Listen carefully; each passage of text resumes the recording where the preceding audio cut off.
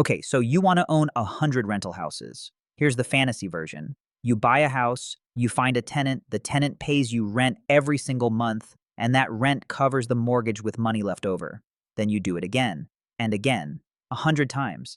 Every house becomes a little machine that quietly pays you rent while you sleep, while you're on vacation, while you're doing literally anything else with your day. 100 of those machines running at once sounds like the closest thing to financial freedom that actually exists. It sounds almost too simple, like the real estate version of planting 100 fruit trees and just waiting for the baskets to fill up.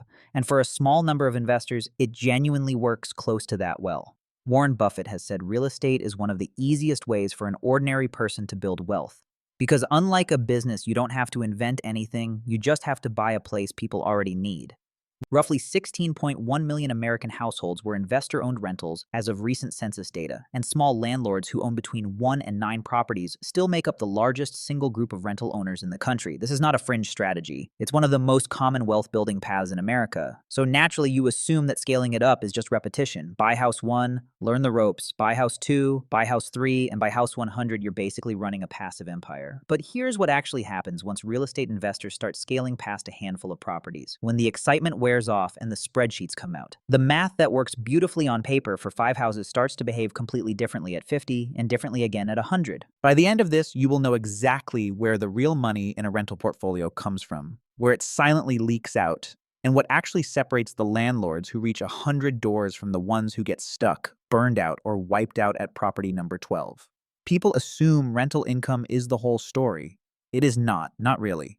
A single rental check covers 4 separate obligations before a dollar ever lands in your pocket. It has to cover the mortgage payment. It has to cover property taxes and insurance. It has to cover a reserve for repairs, because roofs, water heaters, and furnaces don't ask permission before they break. And it has to cover vacancy, the months the unit sits empty between tenants. Investors who only budget for the mortgage are the ones who get blindsided. Think of a rental property like a small business that happens to have one product, a place to sleep. The rent is the revenue. Everything else is the cost of running that tiny business. And most new landlords only ever see the revenue line. What actually makes a rental profitable is not the rent check, it's the spread between what the property earns after it feeds itself and what it costs you to hold it. That number is called net operating income, but think of it simply as what the property actually earns after it pays its own bills, before your loan payment even enters the picture. A property that rents for $2,000 a month sounds impressive. A property that rents for $2,000 a month and has $1,100 in real monthly operating costs is a very different asset, and most beginners never separate the two. Smart landlords who scale successfully do not rely on rent alone. They stack several forms of return on top of each other, and understanding all 4 is the difference between owning 10 properties that feel exhausting and owning 100 that feel manageable. The first is cash flow, the money left over every month after the property pays its own bills and its loan payment. This is the only part of the return you can spend today, and it's usually the smallest number early on. The second is loan paydown, sometimes called the silent bonus. Every single month, part of your tenant's rent check is quietly paying down your mortgage balance for you. You didn't write that check, your tenant did. 20 years from now, that house could be completely paid off, and none of that payoff came out of your own pocket. The third is appreciation, the property becoming more valuable over time simply because land and housing tend to rise in price over long periods. National home values have historically climbed an average of roughly 3 to 5% a year over multi-decade stretches, though any single year can go up, flat, or down. You didn't do anything for this gain except keep owning the asset. The fourth is one almost nobody explains to beginners: leverage. If you put 20% down on a house and that house appreciates 5% in a year, you didn't earn 5% on your money. You earned closer to 25% because you only put in a fifth of the purchase price, but you get 100% of the gain. This is the entire reason real estate investors talk about using the bank's money instead of their own. A rental property is one of the very few assets where an ordinary person can borrow 80% of the purchase price from a bank at a fixed rate for 30 years, and the bank does not get to take back the appreciation. Here is where most investors hit their first wall, and it has nothing to do with finding tenants. It's financing. Banks will happily lend you money for your first rental property using roughly the same underwriting they'd use for your own house. By your fourth or fifth property, most conventional lenders start capping how many financed properties you can hold at once, typically around 10. Past that point, investors have to shift into portfolio loans, commercial-style financing, or private lending, which usually carry higher interest rates and stricter terms. Scaling from 10 properties to 100 is not the same game as scaling from 1 to 10.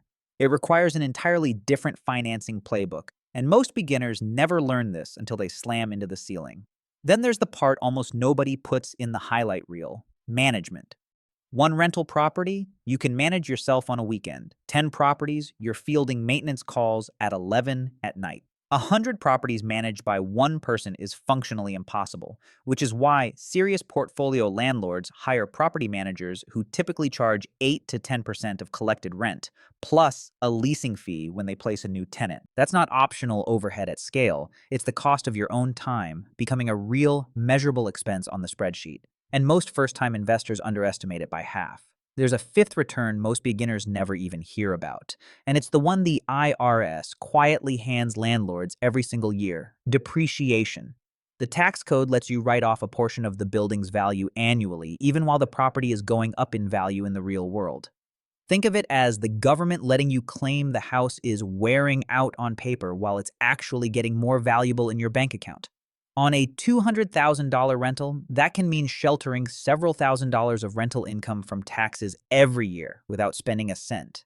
Combine that with the fact that when you eventually sell one property and roll the proceeds into a bigger one through what's called a 1031 exchange, you can legally defer paying capital gains tax entirely. This is one of the quiet reasons real estate investors keep getting wealthier even in years when the cash flow feels unremarkable. The tax code itself is working in their favor the entire time.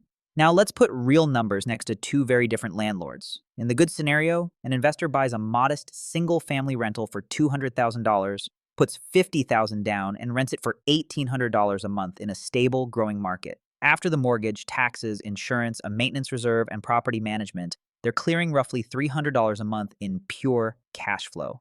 That's $3,600 a year on $50,000 invested, a modest 4% cash return.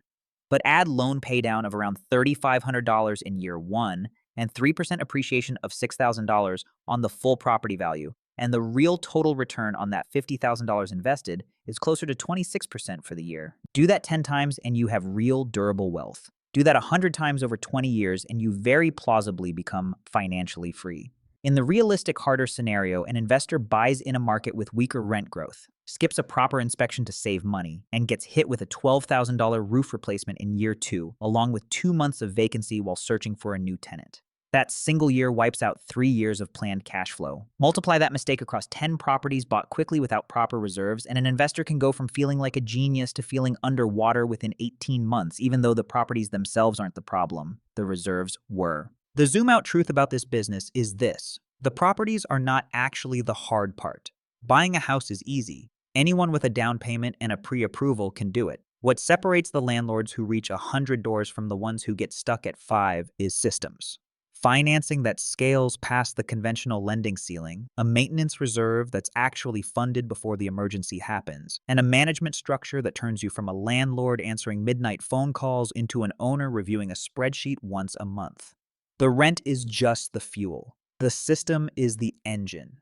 And most people who fail at this were never beaten by the market. They were beaten by not budgeting for the parts of the business that don't show up on the listing photos. None of this means the math doesn't work.